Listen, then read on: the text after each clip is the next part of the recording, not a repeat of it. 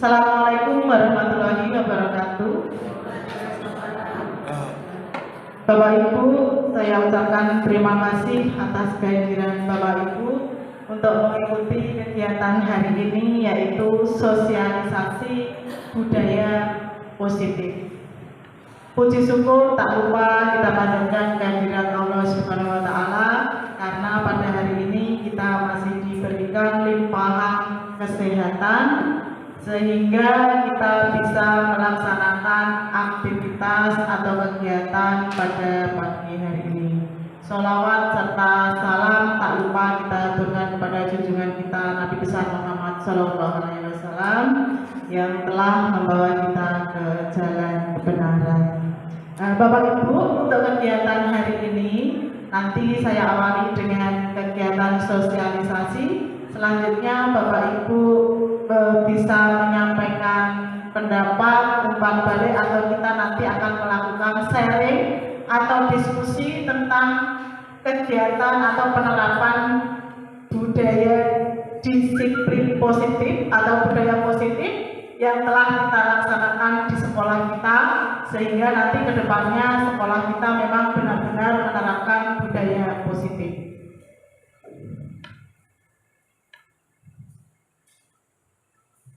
Diawali dengan perubahan paradigma belajar. Bapak Ibu, bahwa kita tahu di tahun ini kita sudah berada pada abad 21 ya. Jadi untuk pembelajarannya juga menggunakan pembelajaran abad 21. Jadi paradigma lama itu secara perlahan nanti kita tinggalkan, kita menuju pembelajaran abad 21. Pembelajaran abad 21 itu seperti apa? Yang pertama adalah pembelajaran diarahkan mendorong peserta didik untuk mencari tahu, bukan diberitahu. Bapak Ibu, anak-anak itu sebenarnya sudah menggenggam dunia. Jadi ketika anak-anak itu sudah memegang HP, maka bisa menjelajah dunia. Nah, pola lama kita ketika mengajar di kelas, anak-anak sering kita beri catatan, kemudian kita catatkan di papan, anak-anak menyalin, atau terkadang kita memberi tugas mencatat halaman ini, halaman sekian sampai sekian.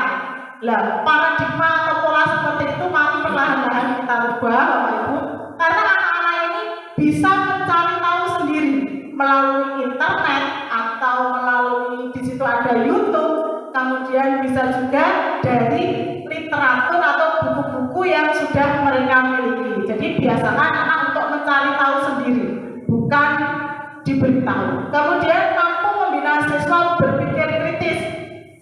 Kita sampaikan pertanyaan-pertanyaan pemantik atau pertanyaan yang sedang viral sehingga anak-anak itu tergerak atau termotivasi untuk berpikir atau menjawab apa yang sedang kita tanyakan. Kemudian melatih siswa berkomunikasi dan berkolaborasi, bisa melalui kegiatan diskusi, presentasi, dan sebagainya. Kemudian yang tidak kalah pentingnya Bapak Ibu, bahwa pembelajaran itu harus menyenangkan dan berpihak pada siswa.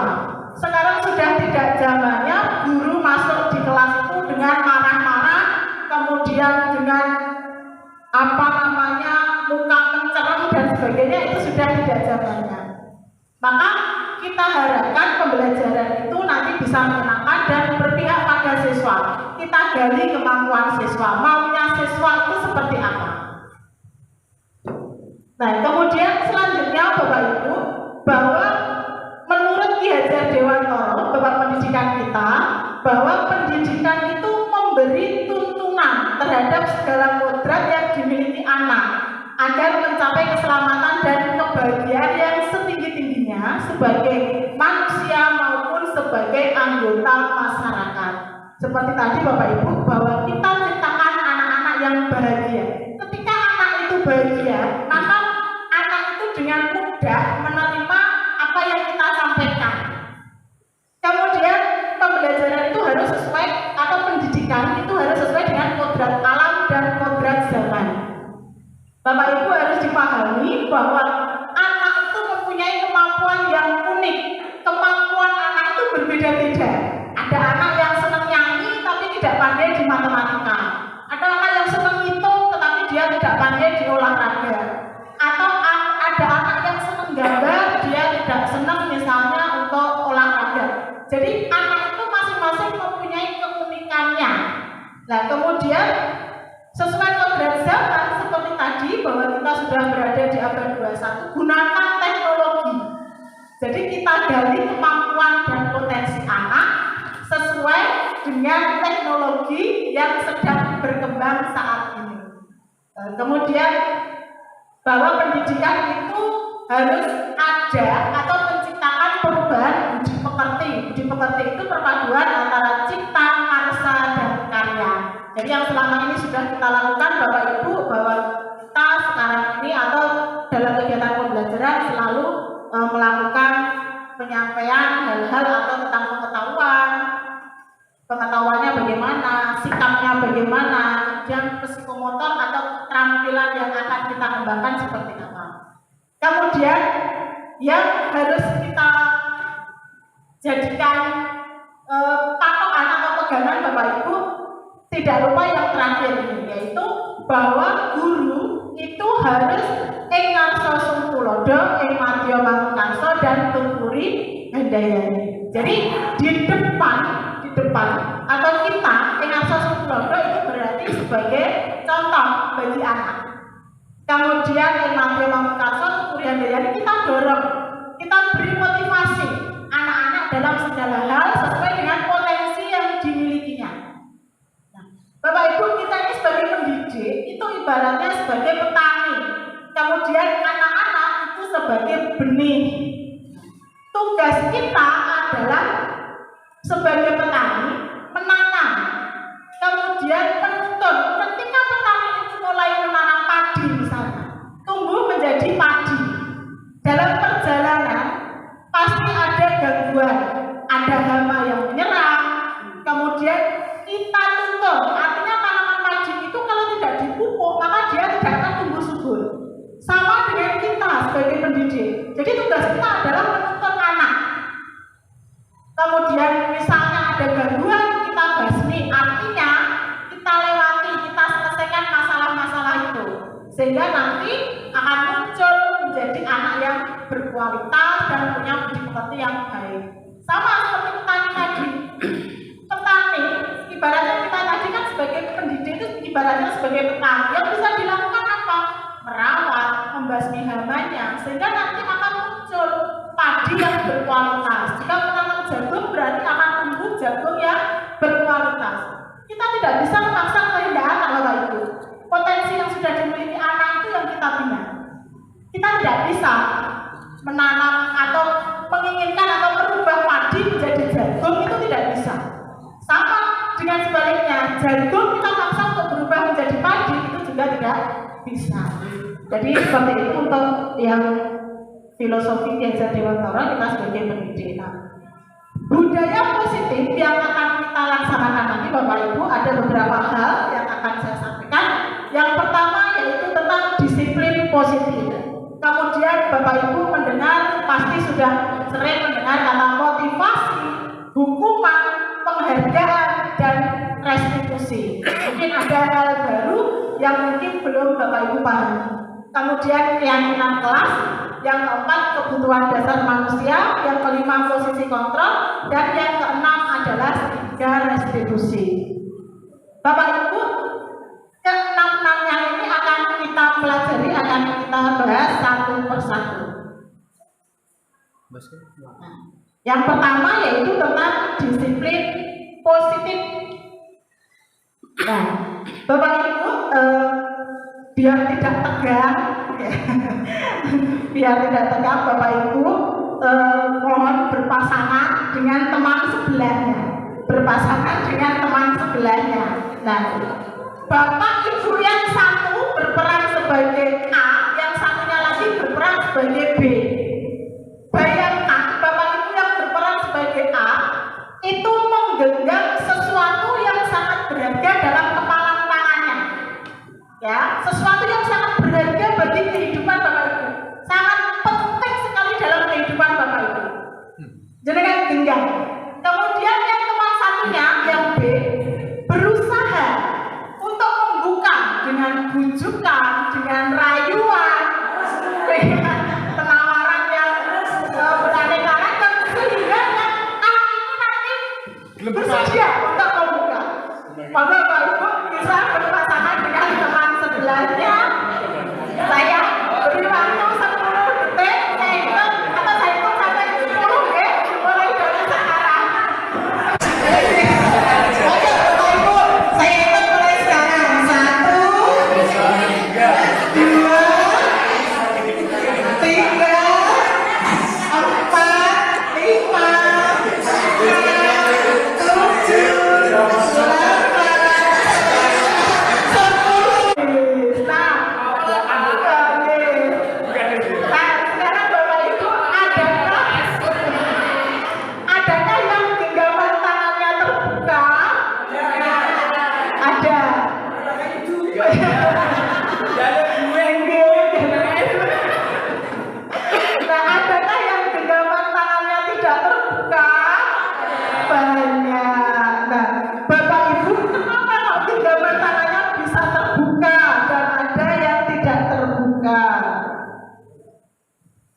'Nah, jadi siapa yang memegang kendali untuk membuka dan tetap menutup genggaman tangan kita? Kita sendiri. Jadi yang bisa memegang kendali atau kontrol untuk menutup atau membuka kepalan tangan kita adalah kita sendiri. Ini berarti bahwa kontrol itu dikendalikan oleh diri kita masing-masing, Bapak Ibu. Nah, jawabannya ya. Nah, jawabannya adalah kita sendiri yang memegang kontrol atas kepalan tangan kita. Apakah menutup atau membuka itu tergantung pada diri kita masing-masing sesuai dengan kebutuhan dasar dari kita pada saat itu. Ya, jadi tentunya kalau tangannya terbuka pasti ada alasannya. Kalau tangannya tetap tertutup juga pasti ada alasannya sesuai dengan kebutuhan kita masing-masing. Nah, kemudian Bapak Ibu, kontrol inilah yang terkadang ada miskonsepsi pada diri kita, apalagi kita sebagai pendidik ya Bapak Ibu. Ada beberapa miskonsepsi tentang makna kontrol. Yang pertama adalah bahwa ilusi guru mengontrol murid, seolah-olah kita ini adalah punya kuasa untuk memaksa murid berbuat sesuatu. Pernah kita lakukan enggak Bapak Ibu? Sering ya. Nah,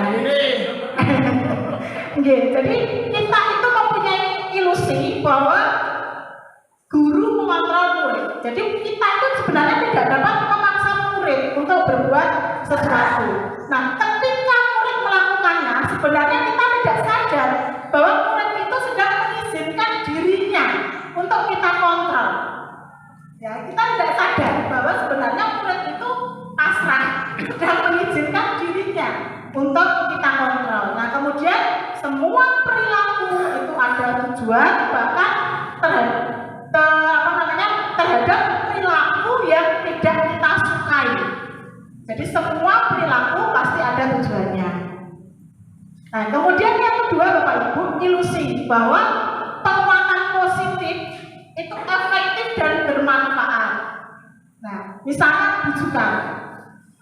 Bujukan itu apa? Jadi segala usaha untuk mempengaruhi murid agar mengulangi suatu perilaku tertentu. Tetapi dampaknya Bapak Ibu, dalam jangka waktu tertentu murid itu pasti akan berontak. Ya, dalam jangka waktu tertentu murid itu akan berontak. Jadi akan menyadari dan mencoba untuk menolak bujukan kita. Nah, kemudian ilusi bahwa kritik dan membuat orang bersalah itu dapat menguatkan karakter. Justru ini akan menuju pada murid yang mempunyai identitas gagal. Jadi mereka itu merasa buruk tentang dirinya sendiri. berbuat salah atau pembuat saya gara-gara saya, misalnya seperti itu. Jadi membuat anak itu identitasnya gagal. Sedangkan kita tahu ya di masa SMA ini bahwa di mana anak usia-usia sekarang ini adalah masa-masa anak mencari jati dirinya. Jadi usia-usia rawan harus selalu kita dampingi. Kemudian ilusi bahwa orang dewasa memiliki hak untuk memaksa. Kita sering melakukan pemaksaan dalam hal kecil misalnya. Dalam hal kecil Bapak Ibu misalnya. Kita ketika masuk kelas, ketika memberikan anak sesuatu yang harus dikerjakan misalnya. Ditulis di buku tulis. Misalnya saya buat PowerPoint tidak boleh. Misalnya saya buat video tidak boleh. Itu satu hal yang kita memaksakan atau memaksa kehendak anak.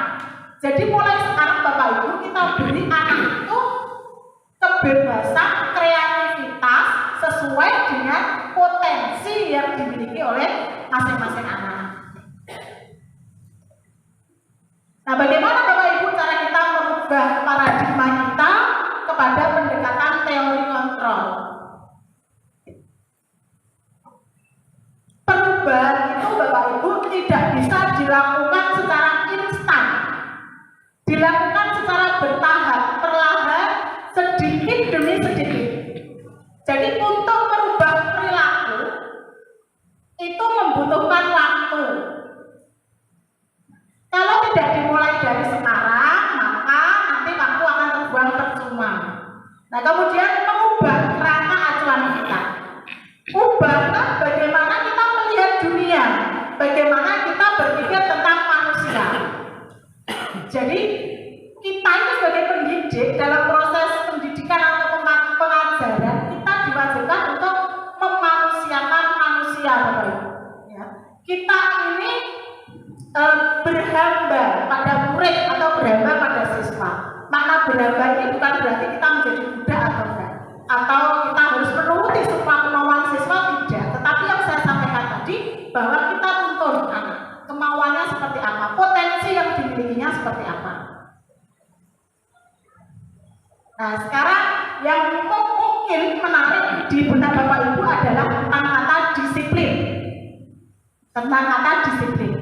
Ketika ada kata disiplin yang terpikir di benak Bapak Ibu apa?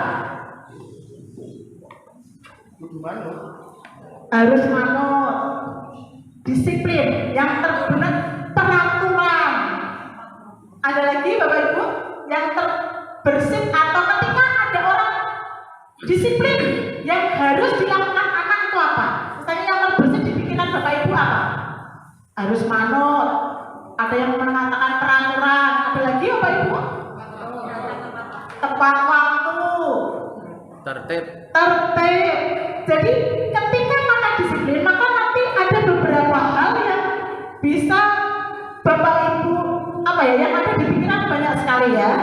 Nah, yang ada di antaranya tadi disampaikan bahwa tata tertib, teratur, patuh, kudu manut tadi. Kemudian peraturan dan pasti ada hukuman, ya, dan pasti ada hukuman. Nah, sebenarnya tujuan atau pendidik itu tujuannya adalah apa? Jadi sebagai pendidik tujuan kita adalah untuk menciptakan anak-anak yang mempunyai disiplin, sehingga mereka itu berperilaku pada nilai-nilai kebajikan universal dan memiliki motivasi intrinsik. Jadi Bapak Ibu, kunci disiplin itu sebenarnya adalah disiplin diri, kemudian nilai-nilai kebajikan universal, kemudian yang paling utama adalah motivasi intrinsik. Jadi motivasi itu harus muncul dari diri anak sendiri, bukan karena takut dihukum, bukan karena ingin mendapatkan ujian, atau bukan karena mendapatkan penghargaan yang lain. Nah, memunculkan motivasi intrinsik inilah Bapak Ibu yang harus kita lakukan mulai dari sekarang. Nah, tujuannya apa? Ada profil pelajar Pancasila. Jadi beriman dan bertakwa kepada Tuhan Yang Maha Esa dan berakhlak mulia, berkebinekaan global, kemudian ada kreatif, mandiri, berpikir kritis. Jadi muaranya adalah terbentuknya profil pelajar Pancasila.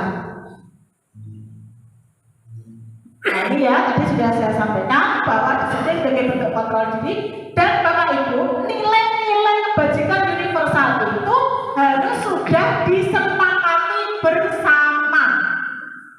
Yang terjadi selama ini adalah nilai-nilai kebajikan itu hanya berlaku satu arah, tidak ada kesepakatan antara siswa dengan guru atau antara sekolah dengan pihak-pihak yang terkait. Ya. Nah, jadi harus disepakati bersama. Ada motivasi perilaku manusia, setiap perilaku pasti ada tujuannya. Nah, ketika melakukan sesuatu tadi dasarnya apa? Itulah yang motivasi perilaku manusia. Nah, pernahkah Bapak Ibu melakukan sesuatu untuk mendapatkan senyuman dari orang lain, atau mendapatkan pujian, aku dipuji, atau mendapatkan hadiah, atau mendapatkan uang, atau untuk mendapatkan sesuatu yang lain? Tentunya pernah deh Bapak Ibu. Nah, ada 3 motivasi perilaku manusia. Yang pertama yaitu untuk menghindari hukuman atau menghindari ketidaknyamanan. Kalau kita amati setiap hari Bapak Ibu, ini sering dilakukan oleh anak-anak kita. Ya. Ketika ada anak saya tanya, ketika bahkan kemarin ada anak ke salah satu guru, Bu, saya sudah mengumpulkan tugas, Bu, saya jangan dihukum, Bu, seperti itu. Nah, itu berarti anak itu mengumpulkan tugas hanya untuk menghindari ketidaknyamanan atau menghindari hukuman, ya. Nah, motivasi ini bersifat eksternal karena ada embel-embelnya tadi, hukuman atau ketidaknyamanan. Kemudian yang kedua, untuk mendapatkan imbalan atau penghargaan. Jadi bisa mendapatkan pujian, hadiah, pengakuan. Motivasi ini juga bersifat eksternal. Beberapa waktu yang lalu Bapak Ibu, saya pernah menerapkan ini. Mungkin Bapak Ibu guru yang lain juga pernah memberikan penghargaan dalam bentuk barang, misalnya ada uang, kemudian ada barang misalnya yang digunakan pulpen atau snack dan sebagainya. Hati-hati Bapak Ibu, ternyata penghargaan ini tidak efektif karena anak ini nanti akan muncul adalah motivasi eksternal. Ketika tidak ada penghargaan, motivasi anak itu nanti akan menurun. Ya, wah gini hadiah ya, nggak usah jawab, misalnya seperti itu. Wah gini hadiah ya, nggak usah mengerjakan tugas, misalnya seperti itu. Nah, ini harus bisa kita pahami bersama. Tujuannya memang bagus, ya, tetapi anak tetap kita yakinkan bahwa ini adalah tujuanmu bukan karena penghargaan, tetapi ini adalah ungkapan atau bentuk apresiasi Bapak Ibu guru terhadap kalian. Nah, kemudian berikutnya adalah yang paling harus kita terapkan adalah mereka melakukan sesuatu karena menghargai diri sendiri dengan nilai-nilai yang mereka percaya. Inilah yang nanti akan memunculkan motivasi internal. Jadi mereka melakukan sesuatu itu karena dirinya sendiri. Dia sudah paham, oh kalau seperti ini memang benar, kalau seperti ini memang salah. Jadi nilai-nilai itu sudah mereka yakini, sehingga nanti tujuannya apa? Mereka bisa menghargai diri sendiri dan bisa menghargai orang lain. Ini Bapak Ibu, hati-hati hukuman, konsekuensi, dan restitusi. Nah, ini ada suatu kasus. Ada suatu kasus, Iva kurang, biasanya anak-anak kan tidak suka pelajaran matematika. Iva kurang menguasai pelajaran matematika, sehingga pada saat pelajaran banyak berdiam diri, menggambar di buku pelajarannya. Pada saat guru matematikanya Pak Adi menanyakan pertanyaan, IFA menjadi gugup. Kemudian ketika menjawab dia menjadi gagap. Seluruh kelas tertawa melihat perilaku IFA. Kemudian Pak Adi membiarkan teman-temannya ketertawakan. Nah, kemudian IFA merasa malu luar biasa. Dan yang lebih parah, Pak Adi meminta IFA untuk maju ke depan dan berdiri di depan kelas. Kelas menjadi semakin gaduh. Anak-anak pun tertawa melihat IFA di depan kelas sambil memegang ujung hidungnya. Bapak Ibu, pernahkah contoh kasus seperti IFA ini Bapak Ibu lakukan?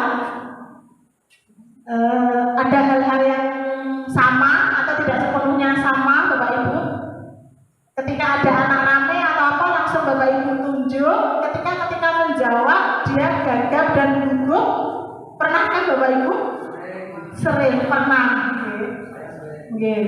Saya sendiri kemarin juga pernah melakukan Bapak Ibu. Pada saat jam pertama itu kan pembiasaan kita adalah menyanyikan lagu Indonesia Raya, kemudian Asmaul Husna dan membaca Al-Quran. Nah, pada saat membaca Al-Quran itu ada 4 anak itu yang rame sendiri. Dia tidak menyimak tetapi berbicara dengan temannya. Seketika itu langsung saya tegur. Saya sebut namanya ini. Disoraki teman-temannya. Ketika saya melihat perubahan wajah pada anak tersebut, saya menyadari, oh ternyata anak itu pasti merasa malu. Ketika langsung saya tegur seperti itu. Nah, kemudian Bapak Ibu, saya dekati, saya minta maaf, kemudian saya dekati, saya tanya kenapa kok melakukan hal seperti itu, kita komunikasi. Nah, semua orang kan pernah berbuat salah ya Bapak Ibu, bisa murid termasuk kita sebagai guru. Seperti apa contoh apa yang saya lakukan tadi, itu adalah kesalahan. Nah, kemudian ketika kita membuat peraturan atau keyakinan kelas, itu pasti nanti ada hukuman, pasti akan menerapkan konsekuensi. Ini Bapak Ibu. Jadi ketika kita menerapkan peraturan atau keyakinan kelas atau keyakinan sekolah, pasti itu nanti ujungnya ada hukuman, ada konsekuensi. Nah, apakah hal ini boleh Bapak Ibu kita lakukan? Apakah boleh hukuman kita lakukan? Konsekuensi apakah boleh kita lakukan? Lah kok tidak dikai konsekuensi atau tidak dihukum, anak itu tidak akan menjadi jera. Yang sering kita dengar kan kalimat seperti itu. Anak itu pasti tidak akan jera, tidak dihukum. Nah, padahal ketika anak saya tanya, apakah setelah dihukum kamu besoknya tidak terlambat lagi? Ya terlambat lagi, buktinya juga masih banyak anak yang terlambat. Konsekuensi, berarti kalau konsekuensi kan sudah ada kesepakatan ya. Misalnya melanggar ini, berarti konsekuensinya seperti ini, yang harus kamu lakukan seperti ini. Nah, sebenarnya hukuman dan konsekuensi ini motivasi eksternal, ya, dan seharusnya tidak kita laksanakan di sekolah. Yang dilaksanakan apa? Program disiplin positif itu dilaksanakan dengan satu kata, yaitu restitusi. Ya, restitusi. Apa itu restitusi Bapak Ibu? Nah, sebelum membahas restitusi ini, hukuman itu bersifat tidak terencana atau tiba-tiba. Begitu ada anak terlambat, ya, bersifat satu arah, anak itu tidak tahu nanti akan dilakukan hukuman apa. Disuruh jalan jongkok, atau disuruh kusumi paving, atau disuruh apa.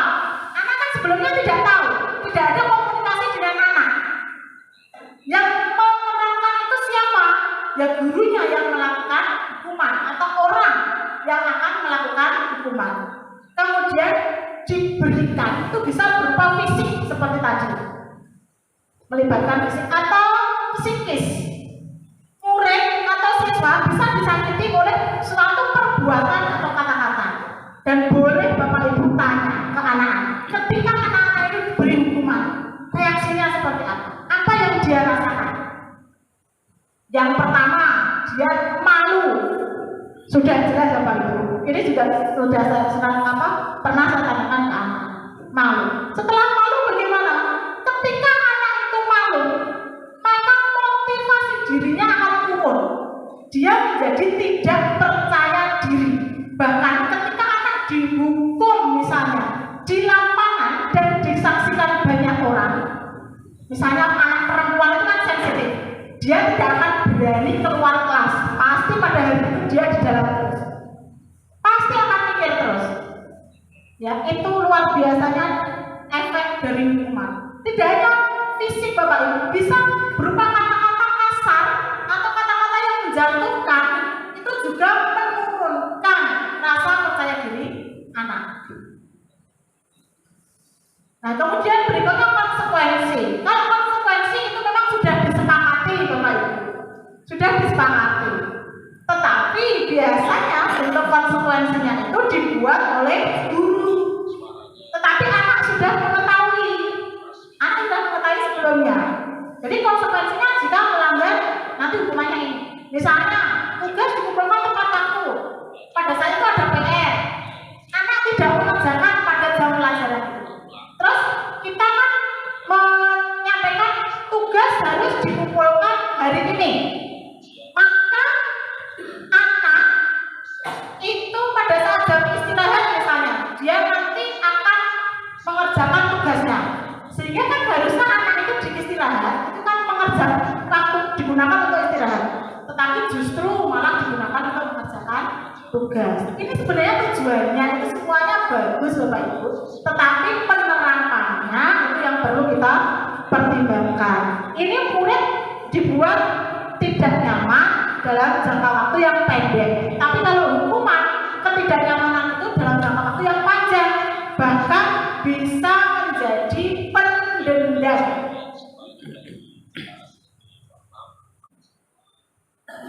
Nah, kemudian berikutnya Bapak Ibu penghargaan. Nah, penghargaan itu memang efektif dalam jangka waktu pendek. Nah, tetapi dampaknya tadi ketika ada anak yang menjawab suatu ketika tidak diberi hadiah, maka dia akan protes iri. Dia makanya kemarin diberi hadiah, kenapa sekarang enggak? Kemudian akan tidak menyukai orang yang diberikan hadiah tersebut. Kuwi sing itu hadiah misalnya seperti itu. Nah, ini sebenarnya melakukan hal ini itu adalah sebenarnya bagus, tetapi dampak bagi siswa itu kurang bagus. Dia nanti akan bergantung, dia akan mengerjakan sesuatu kalau ada hadiah. Nah, restitusi ini Bapak Ibu yang harus kita terapkan. Proses menciptakan kondisi bagi murid untuk memperbaiki kesalahannya. Jadi proses kolaboratif antara guru dan murid untuk mencari solusi dari masalah yang sedang dihadapi. Jadi seperti apa yang mereka inginkan, bagaimana mereka harus memperlakukan orang lain. Kita dekati anak-anak, kita tanya, kemudian kita dekati maunya seperti apa, alasannya terlambat seperti apa. Ini yang harus dilaksanakan di restitusi. Nah, karena restitusi ini harus diterapkan Bapak Ibu, maka Bapak Ibu yang harus dilakukan adalah membuat keyakinan kelas atau sekolah. Bapak Ibu mungkin sudah ada yang menerapkan sebelum pembelajaran dimulai di awal-awal tahun pelajaran, ada yang sudah membuat keyakinan kelas ya, atau keyakinan sekolah. Kesepakatan kelas ya. Sudah ada beberapa yang sudah dilaksanakan. Tetapi Bapak Ibu, kesepakatan atau keyakinan kelas ini dalam periode tertentu harus diperbaiki, dievaluasi hal-hal mana yang kurang efektif untuk dilakukan. Nah, mengapa keyakinan kok bukan peraturan? Mengapa keyakinan kelas atau keyakinan sekolah kok bukan peraturan kelas atau peraturan sekolah saja?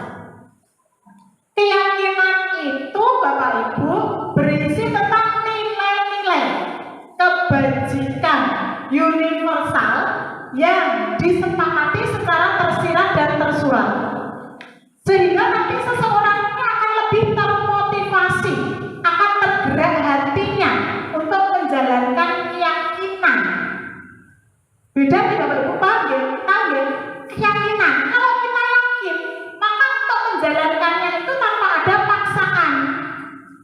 Jadi motivasi inilah yang nanti muncul dari dalam diri siswa itu sendiri. Nah, langkah-langkah pembentukan keyakinan kelas Bapak Ibu jadi berupa pernyataan-pernyataan universal atau syarat atau kalimat yang digunakan itu adalah berupa pernyataan yang umum. Kemudian menggunakan kalimat positif. Jadi menghindari kata negatif. Tidak boleh ini, tidak boleh datang terlambat. Sebisa mungkin dihindari menjadi kalimat positif. Datang tepat waktu. Tidak boleh membuang sampah sembarangan. Menjaga kebersihan. Seperti itu. Jadi menggunakan kalimat positif. Sebisa mungkin menghindari kalimat-kalimat negatif. Nah, kemudian keyakinan kelas itu dibuat jangan terlalu banyak. Biar nanti anak itu mudah mengingat dan mudah dipahami oleh semua warga kelas. Kemudian dapat diterapkan, kemudian semua warga sekolah berkontribusi, kemudian keyakinan itu kita tinjau kembali dari waktu ke waktu. Nah, prosedurnya Bapak Ibu, semua siswa itu diperbolehkan atau diberi kesempatan untuk menyampaikan pendapat. Kemudian dicatat di papan tulis atau boleh menggunakan sticky note atau apa. Kemudian menggunakan kalimat positif. Kemudian disetujui oleh semua warga atau semua anggota kelas dengan cara menandatangani. Kemudian ditempel di dinding kelas biar semua itu bisa membaca atau semua anak itu bisa melihat ketika masuk kelas. Contoh kalimat positif tadi ini ya.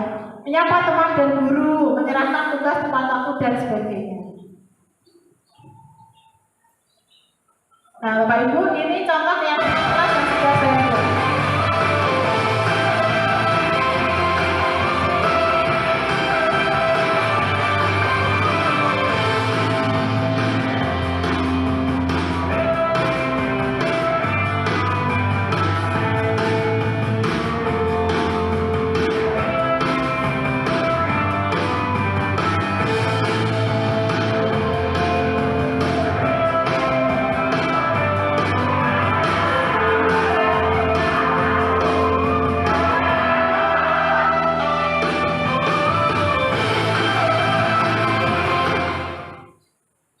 Itu gambaran dari keyakinan kelas yang sudah pernah saya buat. Anak diberi kesempatan untuk menyampaikan pendapatnya. Dia inginnya itu kelasnya seperti apa. Jadi masing-masing punya pendapat, bisa ditulis di papan atau menggunakan sticky note, kemudian ditempel. Kemudian kita kelompokkan. Yang sama kita kelompokkan. Terakhir kita sudah mendapatkan kesimpulan. Ya, kesepakatan kelas yang pertama ini datang tepat waktu, misalnya mengumpulkan tugas tepat waktu, menjaga kebersihan dan seterusnya. Jadi keyakinan kelas itu tidak usah banyak-banyak biar semuanya bisa menerapkan.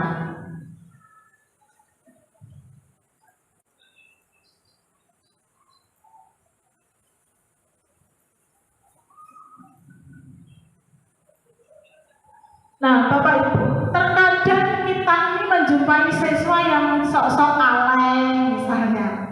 Terus selalu mencari perhatian ke kita. Karakter atau tingkah laku anak kan bermacam-macam, apalagi anak SMA sekian ratus dari berbagai jumlah siswa. Kita kalau di ruang guru kan sering sharing nih Bapak Ibu. Anak ini seperti ini, anak ini seperti ini. Nah, sebenarnya Bapak Ibu itu tidak terlepas dari kebutuhan dasar yang ingin mereka penuhi atau yang ingin mereka dapatkan. Sehingga kita sebagai guru harus pintar-pintar sebenarnya anak ini maunya seperti apa, anak ini kurangnya di mana, seperti itu. Nah, kebutuhan dasar manusia itu yang pertama, Bapak Ibu, kebutuhan bertahan hidup. Jadi misalnya kesehatan, rumah dan makanan. Ketika kita melihat beberapa anak, kita sering lihat ya, bahkan kita bahas di kelas. Oh, si A ini tadi dibawakan bekal ibunya, menunya ini membuat kita pengen, gitu ya. Terus ada lagi si A ini tidak pernah dibawakan bekal. Terus ada lagi si B misalnya mengganggu temannya yang sedang makan. Nah, ini kebutuhan bertahan hidup. Karena untuk memenuhi tadi apa namanya ya, bertahan hidup. Jadi dibawakan bekal oleh ibunya. Ketika anak itu misalnya merebut makanan temannya, ketika ditanya misalnya saya nggak dibawakan bekal ibu, berarti kan dia ingin memenuhi kebutuhannya untuk bertahan hidup. Kemudian kasih sayang dan rasa diterima. Ada nggak Bapak Ibu yang selalu anaknya yang selalu mencari perhatian ke kita? Ada nggak? Banyak. Bahkan saya sendiri di kelas 10-2 pada saat itu pertama dia menyebut saya itu salah, Bu Ika gitu. Terus teman-temannya, kok Bu Ika, Bu Tati? Oh iya Bu Tati. Terus berikutnya ketika dia sudah tahu bahwa nama saya Bu Tati, dia dengan sengaja menggoda saya. Setiap saya lewat Bu Ika seperti itu. Sebenarnya dia tahu nama saya. Nah, ini berarti dia itu ingin diperhatikan. Berarti dia butuh kasih sayang, kebutuhan untuk diterima. Kemudian penguasaan. Pasti Bapak Ibu selalu melihat di kelas itu ada yang menjadi the power di dalam kelasnya. Di dalam kelas. Karena dia ingin mendapatkan pengakuan atas kemampuannya. Ingin terlihat hebat di mata teman-temannya. Kemudian kebebasan, jadi kebutuhan akan pilihan, dia ingin bebas. Kemudian kesenangan, misalnya Bapak Ibu sering menjumpai ya ketika di kelas, ketika mengerjakan tugas, atau ketika kita sedang melakukan pembelajaran ada beberapa yang main game misalnya. Itu adalah kesenangan, kebutuhan akan kesenangan. Dan tugas kita nanti mengarahkan kebutuhan anak ini ternyata di mana, salahnya di mana, hal-hal yang tidak pantas dilakukan di mana. Bapak Ibu. Nah, restitusi 5 kontrol Bapak Ibu. Posisi kontrol kita yang pertama sebagai penghukum. 5 posisi kontrol. Sudah pernah Bapak Ibu melakukan hukuman ke murid-muridnya? Sudah sering ya. Kemudian membuat rasa bersalah. Ayo masuk di dalam kelas. Nanti kalau kamu berkeliaran nanti yang dimarahi. Anak merasa dia itu merasa bersalah. Membuat rasa bersalah. Sebagai teman, ketika anak terlambat 5 menit. Karena anak itu misalnya dekat dengan saya, sudah masuk ke urusan izin Bu Tati yang ngurusi. Misalnya seperti itu. Kemudian mantau anak mengerjakan tugas yang tidak dikerjakan pada waktunya, disuruh mengerjakan di waktu yang lain, terus kita awasi, memantau. Kemudian sebagai manajer, yang terakhir ini sebagai manajer. Jadi 5 posisi kontrol kita ini Bapak Ibu, ada penghukum, ada pembuat rasa bersalah, ada sebagai teman, ada sebagai pemantau, dan ada sebagai manajer. Yang mana Bapak Ibu yang harus kita terapkan? Nah, nanti kita akan tahu. Nah, Bapak Ibu monggo disimak video untuk 5 posisi kontrol seperti ini.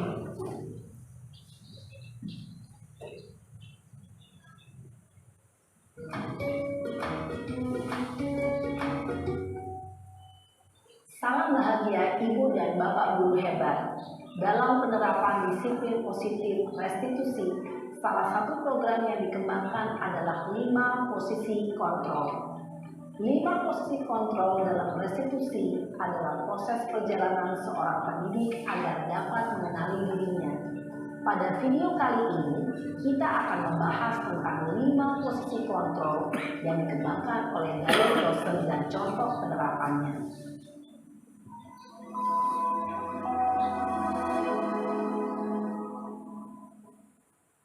5 posisi kontrol itu adalah 1. Posisi penghukum, 2. Posisi pembuat rasa bersalah, 3. Posisi teman, 4. Posisi pemantau atau monitor, dan 5. Posisi manajer.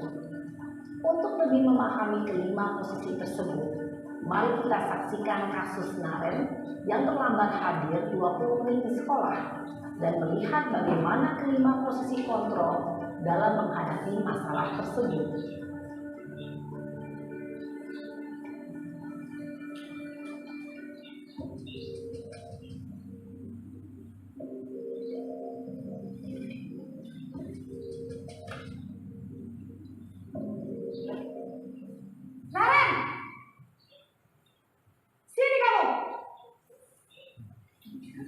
Selamat pagi Bu. Selalu terlambat. Kamu deh, pasti terlambat. Maaf Bu, saya Apa? Apa coba?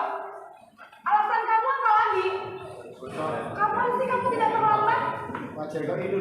Malas sekali ya kamu jadi anak. saya Dasar pemalas. Gak kapok-kapok sih kamu. Sudah berapa kali terlambat? Sana, kamu keliling lapangan basket 2 kali. kenapa saya harus keliling lapangan basket Bu? Kenapa? Kamu melawan ibu. Berani-beraninya jawab. Sudah terlambat, masih berani jawab pula. Sekarang, keliling lapangan basket 5 kali sekalian. Biar kapok. Cepat. Keliling lapangan basket. Posisi penghukum biasanya berbicara dengan nada tinggi, menghardik, menunjuk-nunjuk, menyakiti, dan menyindir. Hukuman bisa berupa fisik maupun psikis. Ibu dan bapak guru hebat, dampak yang terjadi pada murid ketika guru berada pada posisi penghukum adalah murid cenderung akan memberontak, bahkan menyimpan dendam.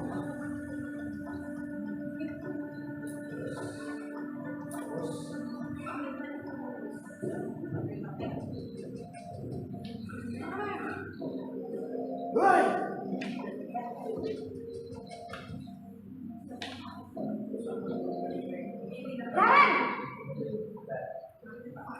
Apalagi sih Bu? Selamat pagi Bu. Naren, kamu kenapa terlambat lagi, nak? Ya Tuhan, Naren. Kamu senang ya bikin ibu susah ya? Kalau kamu terlambat lagi, nanti ibu yang ditegur bapak kepala sekolah, nak. Disangka ibu tidak bisa membina kamu. Duh, gimana ini? Maaf Bu, Duh, Gusti Naren. Kamu suka ya kalau ibu ditegur bapak kepala sekolah? Terus, sekarang ibu harus tulis apa yang di buku absen? Ini kamu sudah sering terlambat loh. Ibu harus apa coba? maaf Bu, maaf sekali. Ya sudah, lain kali jangan bikin ibu susah lagi ya nak ya. Ibu tidak akan kuat lagi kalau kamu begini terus. Bisa jantungan kalau ibu tegur bapak kepala sekolah. Sana cepat kelas. Maaf ya Bu, maaf sekali.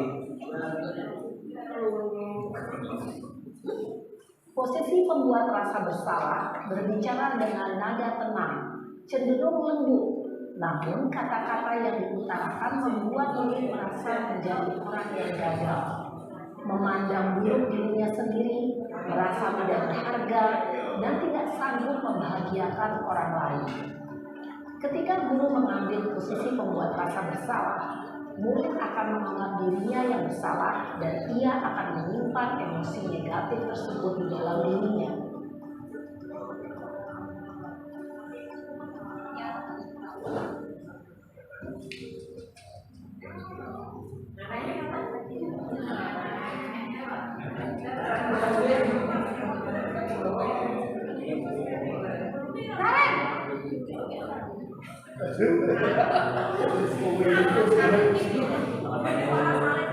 Wah, sudah jam berapa ini, nak? Biasanya Pagi ya, sayang. terlambat. Iya Bu, tadi ibu saya lupa bawakan saya Bu. Kamu malah menyalahkan ibu kamu. Kamu bukannya anak yang larinya paling kencang. Kok terlambat sih? Iya Bu, saya memang selamat bangun tadi. Jadi biarpun saya lari kencang, tetap gak kekejar Bu. Ya sudah sana. Nanti lain kali larinya lebih kencang lagi ya. Biar gak terlambat lagi. Bikin seneng ibu. Demi ibu. Bisa kan? Bisa lah Bu. Ya sudah sana masuk kelas.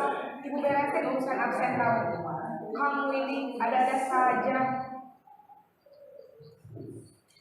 Dalam posisi teman, guru berbicara dengan nada suara ramah, akrab, cenderung bersenda gurau untuk menjaga suasana tetap santai.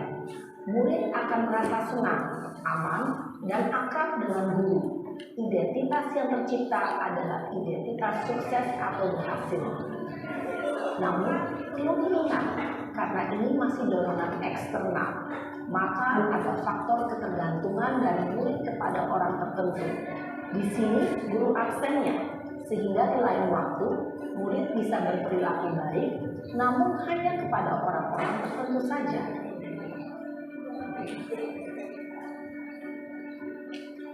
Mantap. Cuek.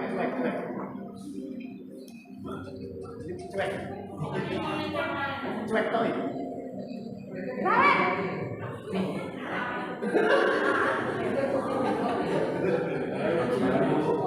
Naren, apa peraturan sekolah kita tentang jam berapa kita harus masuk sekolah, Nak? Kita harus di sekolah jam 7, Bu. Iya, betul. Sekarang sudah jam 7.20. Naren sudah tahu konsekuensinya jika terlambat hadir. Paham, Bu? Saya harus tinggal kelas pas jam istirahat selama 20 menit. Iya, benar. Konsekuensinya demikian. Jadi nanti jam 9.30 pas istirahat, kamu harus tinggal di kelas, kerjakan tugas tambahan untuk ketertinggalan kamu, ya? Baik, Bu. Posisi pemantau mengandalkan penghitungan atau data untuk mengontrol murid. Guru mengarahkan murid berdasarkan peraturan dan konsekuensi.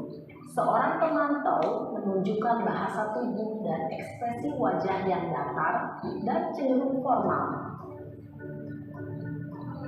Naren!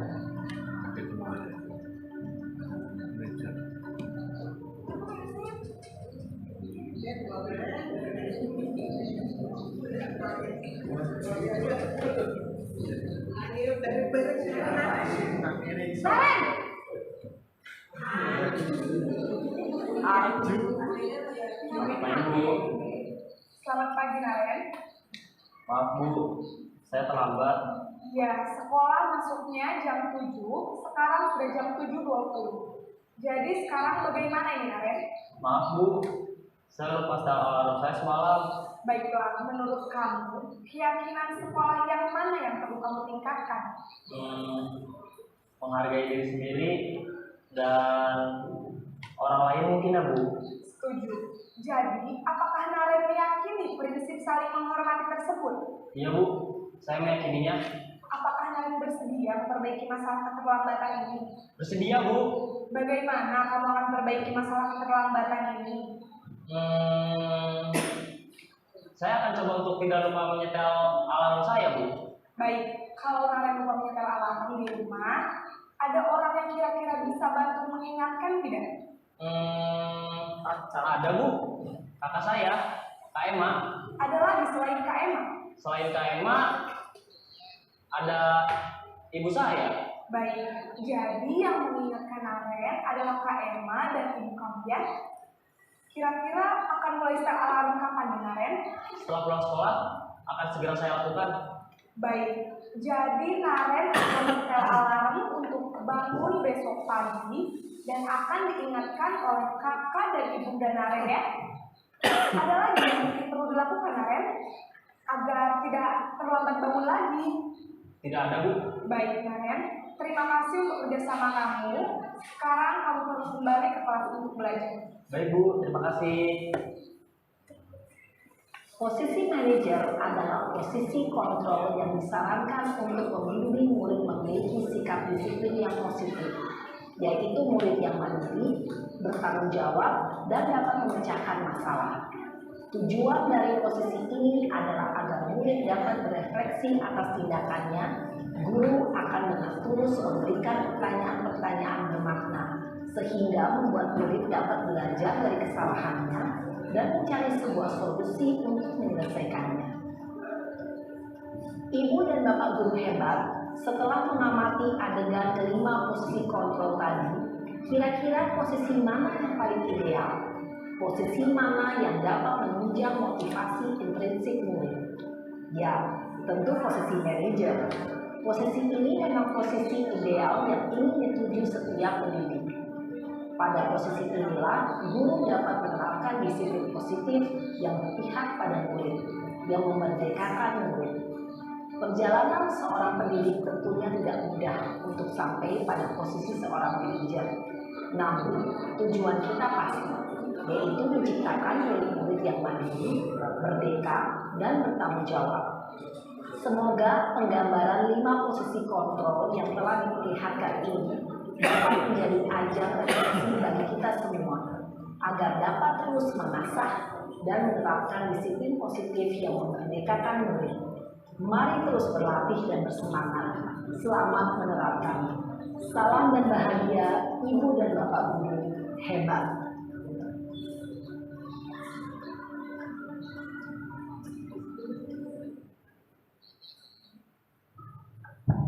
Demikian tadi Bapak Ibu 5 posisi kontrol sebagai pendidik. Nah, Bapak Ibu tentunya di dalam hatinya masing-masing sudah introspeksi diri masing-masing. Yang saya lakukan, saya di posisi kontrol yang mana? Oke. Apakah saya di penghukum? Apakah pembuat rasa bersalah? Atau bahkan sudah melewati kelima-limanya, atau sudah pernah melakukan kelima-limanya. Nah, tentunya Bapak Ibu tujuannya adalah tentunya pada awalnya semuanya adalah tujuannya untuk kebaikan. Nah, tetapi setelah melihat dari tayangan tadi dan apa yang sudah saya sampaikan, tentunya Bapak Ibu sekarang bisa memahami bahwa posisi kontrol yang harus atau paling efektif kita terapkan adalah di posisi manajer. Apa bisa Bu? Mari Bapak Ibu kita sama-sama belajar, kita lakukan secara perlahan-lahan, saling mengingatkan. Oke, saya saling mengingatkan. Saya pun juga tidak langsung menerapkan seperti itu, perlahan-lahan, bertahap Bapak Ibu. Tadi ya penghukum, kemudian ada pembuat rasa bersalah, kemudian posisi teman, pemantau, dan yang paling efektif yang harus diterapkan di sekolah adalah posisi manajer. Kita bimbing murid untuk menemukan salahnya dia di mana. Nah, untuk mencari solusinya seperti apa? Nah, seperti kasus Naren tadi, dia tahu kalau terlambat. Solusinya bagaimana biar besok tidak terlambat? Dia berpikir sendiri untuk mencari solusi. Sehingga kan itu karena mencari sendiri terus kita bimbing itu sudah menjadi motivasi di dalam dirinya. Dia sudah berjanji, artinya punya keyakinan bahwa besok tidak terlambat lagi. Nah, untuk penerapannya itu ibu-ibu dan bapak-bapak, maka melalui tahap yang namanya segitiga restitusi. Ya, jadi untuk penerapannya melalui segitiga restitusi. Nah, segitiga restitusi itu apa? Yang pertama adalah menstabilkan identitas. Tadi yang dilakukan oleh Ibu Guru tadi terhadap Naren ditanya, salahnya di mana? Ya, setiap orang itu punya salah. Nah, apakah tahu kamu kesalahanmu di mana? Datang terlambat. Misalnya seperti itu, kita arahkan. Bukan terus datang langsung kita mari, jangan seperti itu Bapak Ibu. Nah, kemudian kita tanya lagi, mengapa kok terlambat? Nah, alasannya apa? Mengapa dia melakukan kesalahan itu? Tentu ada alasannya. Alasannya apa? Nah, setelah dia menyebutkan alasannya, kita tegaskan lagi. Kita kan sudah membuat keyakinan kelas. Ya, kita sudah membuat keyakinan kelas. Keyakinan kelas apa yang sudah kita buat? Nah, berarti kalau seperti itu, kamu kalau menerapkan keyakinan kelas, kamu ingin menjadi orang seperti apa? Bisa menghargai waktu, bisa menghargai diri sendiri, dan tentunya juga menghargai orang lain. Jadi, kita lakukan pelan-pelan Bapak Ibu. Semuanya belajar, saya juga belajar. Jadi tidak ada semua itu yang serba instan, ujuk-ujuk langsung bagus, itu tidak ada. Nah, kemudian ini ada contoh penerapan budaya positif yang sudah saya laksanakan, tetapi masih jauh dari sempurna, Bapak Ibu. Jadi kita lakukan secara perlahan. Kita mencoba.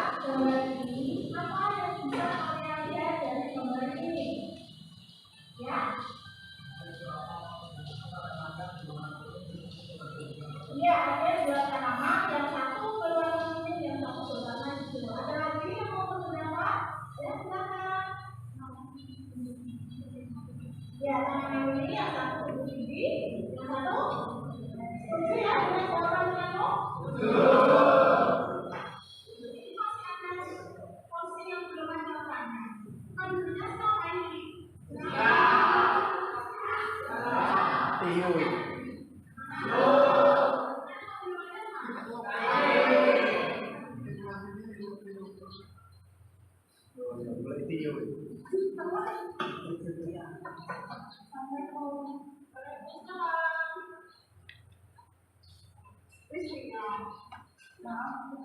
Ya, kamu tahu jam berapa pelajaran jumlah pelajaran sekarang?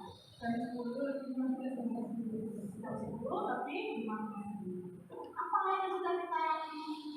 Kesepakatan waktu ini belum masih dengan cepat waktu. Ya, betul sekali. Jika kamu meyakini hal ini, usaha apa yang saya lakukan untuk memperbaiki ini?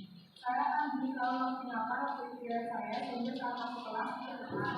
Kalau kamu menyiapkan kelas, berarti hal ini menunjukkan apa semacam ini menunjukkan bahwa saya bisa menghargai waktu diri sendiri dan juga orang lain. Bisa menghargai waktu diri sendiri dan orang lain. Apakah itu ada masalah untuk kamu? Untuk hadir di kelas tepat waktu, tidak ada terlambat? Jika menurut saya itu bisa hadir tepat waktu. Usaha yang sangat penting sekali untuk memperbaiki. Sekarang silakan masuk kelas dan duduk di tempat. Terima kasih banyak.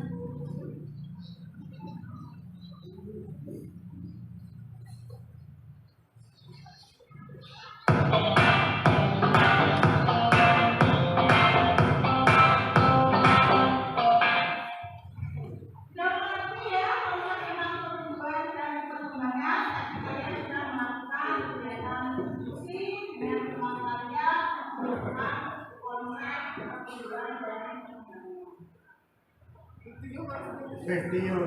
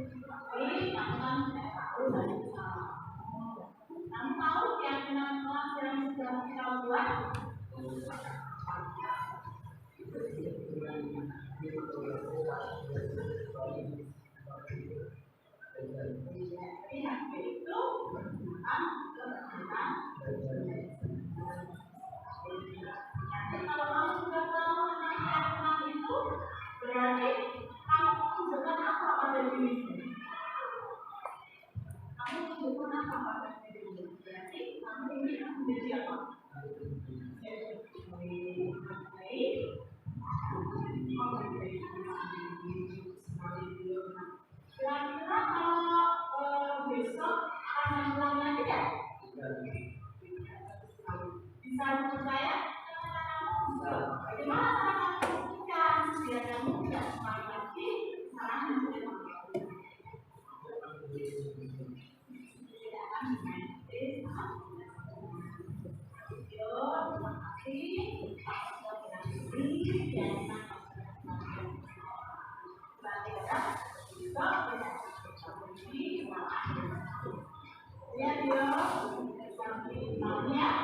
Terima ini dari itu dari barat sendiri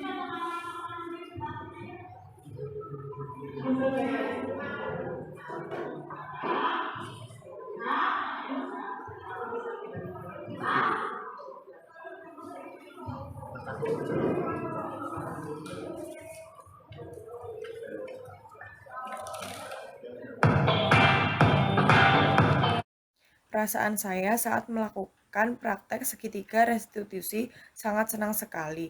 Ternyata saat saya melakukan kesalahan, yakni terlambat masuk kelas, tidak mendapatkan hukuman apapun, melainkan malah disadarkan akan kesalahan saya. Sehingga saya pun termotivasi agar tidak mengulangi kesalahan itu lagi. Semoga Bapak dan Ibu guru yang lain juga menerapkan sistem seperti ini. Terima kasih banyak Bu Tati.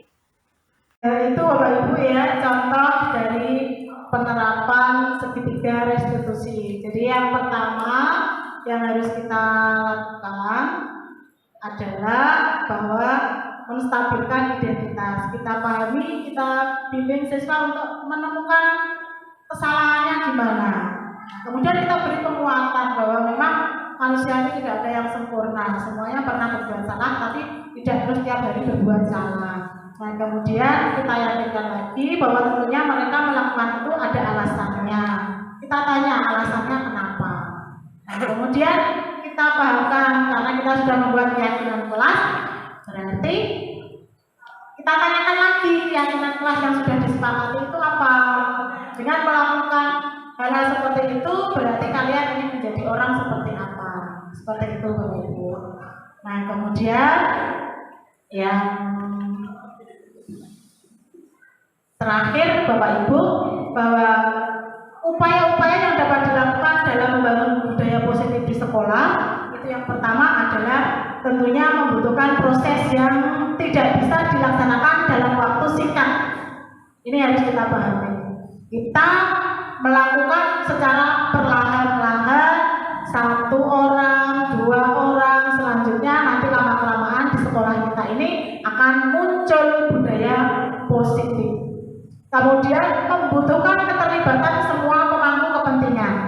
Jadi kita tidak bisa melaksanakan ini sendiri, kita saling mengingatkan, kemudian dalam penerapannya kita saling sharing, saling diskusi, saling Bapak Ibu bisa mengemukakan pendapat, curah pendapat dan sebagainya, berkolaborasi, kemudian komunikasi, dan yang terpenting adalah komitmen. Jadi kita harus punya komitmen untuk mewujudkan budaya positif di sekolah kita. Bagaimana Bapak Ibu? Apakah Bapak Ibu semua punya komitmen untuk menerapkan budaya positif di sekolah? Punya. Terima kasih Bapak Ibu. Kita beri tepuk tangan untuk kita semua untuk penerapan budaya positif di sekolah kita. Nah, Bapak Ibu, demikian yang bisa saya sampaikan. Untuk sesi selanjutnya Bapak Ibu bisa menyampaikan pendapat atau kita melakukan sharing, diskusi tentang budaya yang sudah kita laksanakan di sekolah ini kaitannya dengan penerapan budaya positif. Monggo Bapak Ibu kalau ada yang mau disampaikan. Bismillahirrahmanirrahim. Assalamualaikum warahmatullahi wabarakatuh. Ya, terima kasih Bu Tati atas waktunya. Untuk budaya positif di lingkungan sekolah kita itu sebenarnya sudah banyak yang kita lakukan bersama teman-teman mitra kerja. Yang pertama, mungkin siswa parkir secara rapi itu yang pertama. Yang kedua, masuk teman sekolah, siswa semuanya turun naik sepeda. Jadi sepeda dituntun itu enggak dinaiki. Yang ketiga, mungkin senyum, sapa, salam sama Bapak Ibu guru piket dan kadang juga salam. Berikutnya mungkin anak-anak tanpa disuruh, kadang waktu jam kosong itu anak-anak ke musola sholat duha. Jadi itu sudah budaya positif. Mungkin masih banyak lagi yang belum saya sebutkan. Ya, mudah-mudahan kita semua nanti bisa menerapkan budaya positif yang ada di lingkungan sekolah kita. Ya, terima kasih Bu atas waktunya yang diberikan. Assalamualaikum warahmatullahi wabarakatuh. Waalaikumsalam warahmatullahi wabarakatuh. Oke, itu tadi yang disampaikan Pak Dedi. Terima kasih Pak Dedi bersama tim ketertiban Bapak Ibu guru BK, kemudian Bapak Ibu guru PK dan Bapak Ibu guru yang lainnya yang selama ini sudah menerapkan budaya positif di sekolah kita seperti yang tadi disebutkan Pak Dedi, turun kendaraan pada saat memasuki halaman sekolah, kemudian menata atau parkir kendaraan dengan rapi dan menghadap satu arah, kemudian salam, senyum, sapa, sopan, dan santun terhadap semua orang, terhadap sesama teman dan termasuk sesama semua warga sekolah. Semoga itu semua menjadi komitmen bagi kita untuk selalu melaksanakan budaya-budaya positif yang ada di sekolah kita. Nah, monggo Bapak Ibu, ada yang mau menyampaikan pendapatnya atau masukan tentang budaya positif? Monggo disilakan. Monggo Bu Yanti.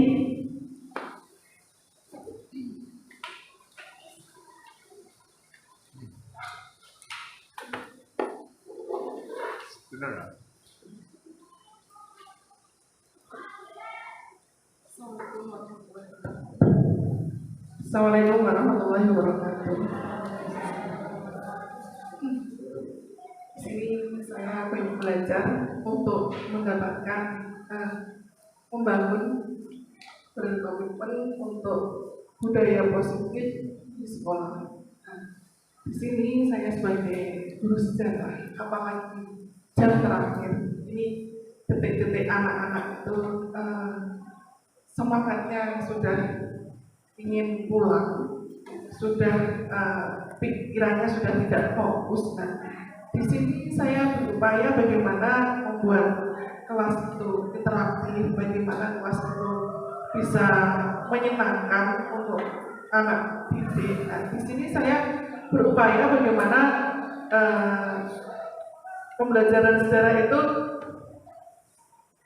untuk siswa itu menarik. Nah, salah satunya saya menggunakan game-game yang saya lakukan. Nah, di mana game-game ini membuat anak-anak itu untuk tertantang, untuk mengikutinya dengan senang. Salah satunya tadi saya memberikan sebuah reward, yaitu ada pemberian pulpen, pemberian kadang uang untuk bensin, kadang saya berikan seperti itu sebagai upaya anak-anak itu untuk terus semangat belajar mengikuti pembelajaran sejarah. Nah, ternyata yang saya ikuti di sini, upaya seperti itu ternyata membuat anak-anak itu akan menjadikan sebuah mengharap kalau itu harus ada sesuatu yang lebih untuk pembelajaran saya. Ini saya harus banyak belajar bagaimana pembelajaran yang lebih efektif lagi agar tidak mendapatkan reward itu tidak hanya bentuk barang. Nah, memang saya juga kuis-kuis itu saya juga dapat saya berikan nilai tambah untuk nilai pengetahuan mereka juga seperti itu, tapi sebagai motivasi saya agar anak-anak itu lebih efektif dan lebih menarik seperti itu. Nah, ini saya berharap bagaimana ya agar lebih efektif kembali pembelajaran khususnya sejarah di detik-detik terakhir bagi siswa agar mereka tujuan belajar kita itu tersampaikan. Begitu Bu. Terima kasih. Assalamualaikum warahmatullahi wabarakatuh.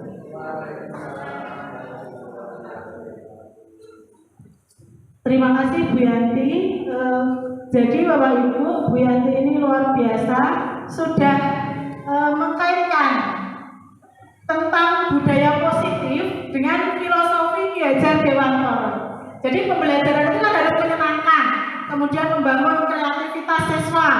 Nah, kemudian dikaitkan dengan budaya positif atau budaya yang Bu Yanti pernah lakukan dengan memberikan penghargaan. Ternyata penghargaan itu malah justru membuat anak itu motivasinya turun dalam jangka waktu yang panjang. Jadi sebenarnya dia termotivasi hanya dalam jangka waktu yang pendek pada saat seketika itu. Tetapi bahayanya ketika sudah tidak diberikan, takutnya nanti anak itu justru motivasinya turun. Makanya kenapa penghargaan harus dihindari sebisa mungkin. Atau kalaupun memang harus dilakukan, kita beri pemahaman, kita beri pengertian. Artinya anak melakukan ini karena memang kemauannya sendiri dan atas keyakinannya sendiri bahwa dia ingin mengikuti kegiatan pembelajaran ini dengan baik misalnya. Nah, penghargaan itu diberikan tidak setiap saat, tidak setiap waktu, itu sebagai bentuk apresiasi saja. Sehingga anak tidak akan berharap setiap menjawab atau setiap berhasil pasti nanti akan diberi hadiah. Motivasi nanti anak itu akan merasa senang pada saat itu saja. Ketika suatu saat bahayanya seperti itu Bapak. Ketika suatu saat tidak ada hadiah, tidak ada penghargaan, maka anak itu akan melukro. Artinya dia akan aras-arasen, dia akan turun semangatnya. Nah, sebenarnya itu hal yang sangat bagus, tetapi perlu dipertimbangkan lagi dampaknya dan perlu diatur intensitasnya dan anak diberi pemahaman sedemikian rupa sehingga muncul motivasi itu harus muncul dari diri anak itu sendiri. Terima kasih Yanti, biasa. Monggo Bapak Ibu, ada yang mau menyampaikan hal yang lain lagi? Bapak Ibu, terima kasih atas waktu yang Bapak Ibu luangkan untuk mengikuti kegiatan hari ini. Terima kasih atas sharingnya. Kemudian terima kasih atas apa yang sudah kita lakukan bersama dalam menerapkan budaya positif di sekolah kita. Mudah-mudahan selanjutnya budaya positif itu tetap kita laksanakan dan kita lakukan perbaikan dengan memposisikan kita sebagai posisi manajer. Ya, Bapak Ibu, semoga dengan kolaborasi, komunikasi dan komitmen kita semua, maka budaya positif dapat diwujudkan di sekolah kita di SMA Negeri 1 Kasiman tercinta. Terima kasih Bapak Ibu, tepuk tangan untuk kita semua. Ya, terima kasih. Mohon maaf jika ada salah kata, salah ucap. Wabillahi taufiq wal hidayah. Saya akhiri, wassalamualaikum.